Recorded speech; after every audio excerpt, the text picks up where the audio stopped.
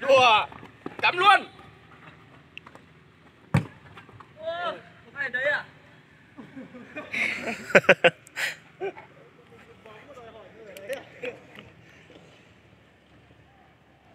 Con nhìn người đứng trên.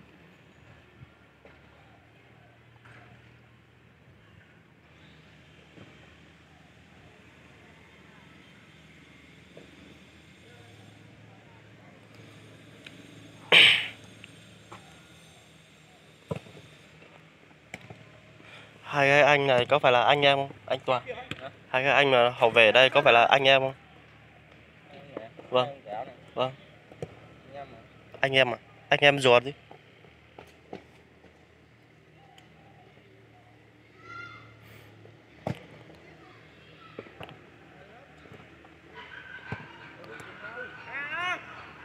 Có vợ chưa? Không biết. Gần nhà anh. Không gần nhà. Biết là hai anh em. Phá đi, phá đi.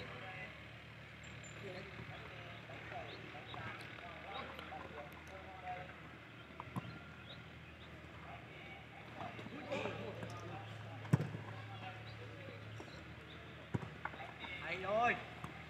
Hay rồi. Đây. Ô.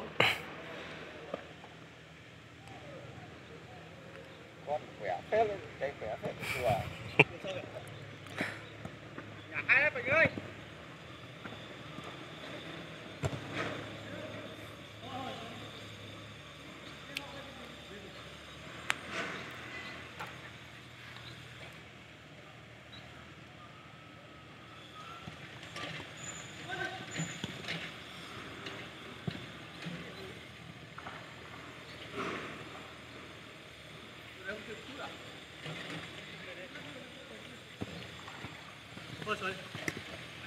Ai ai ai.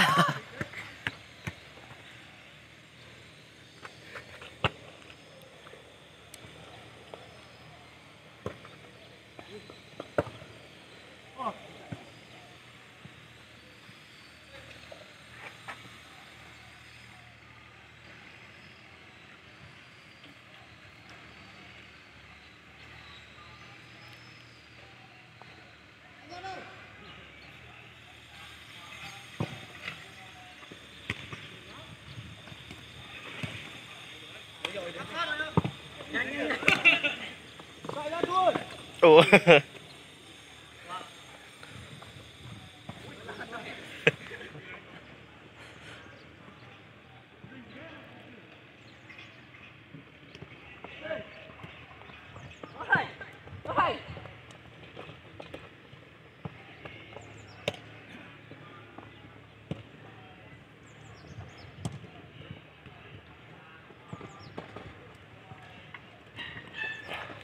Anh bay đâu, chạy đi.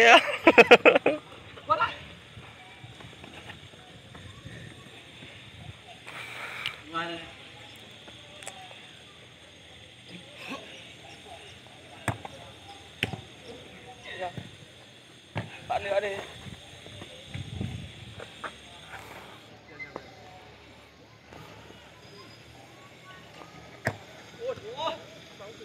Anh ra sút xoáy.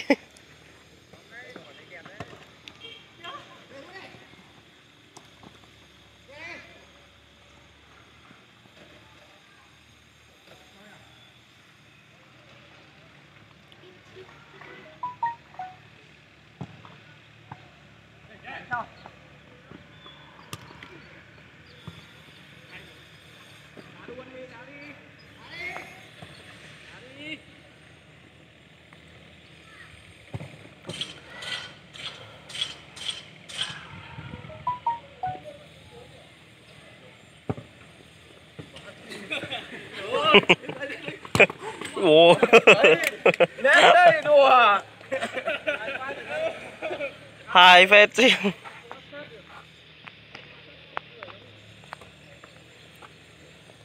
Gốc kiệm đấy. Đùa.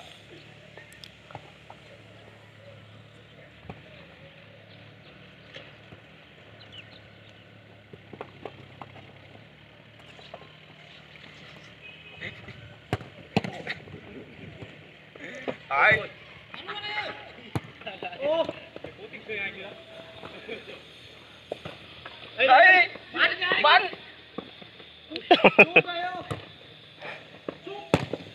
Ôi.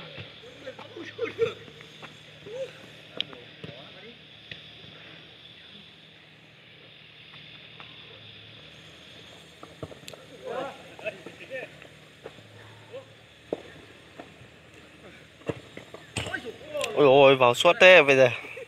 Lại vào. Không hề đơn giản. Mệt rồi. Đây vào thay đây.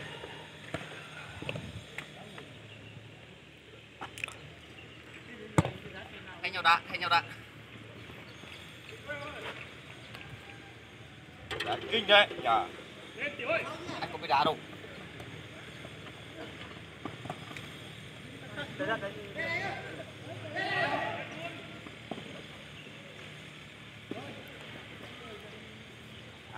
Lên đi.